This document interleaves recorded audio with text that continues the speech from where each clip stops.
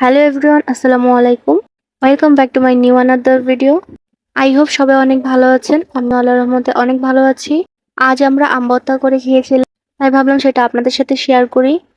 তাই সবগুলো আমকে ভালোভাবে ছিলে ধুয়ে একটা কলা পাতায় নিয়ে চারপাশ দিয়ে বিভিন্ন ধরনের মশলা, কাসুন্দি, লবণ দিয়ে সাজিয়ে নিয়েছিলাম ছবি তোলার জন্য আর কি।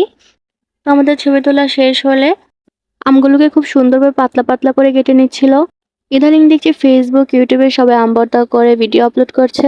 এটা একটা ট্রেন্ডিং ভিডিও হয়ে দাঁড়িয়েছিল। তাই ভাবলাম আমিও একটা ভিডিও করে আপলোড করি। তাই আমিও ভিডিও করতে চলে এসেছি।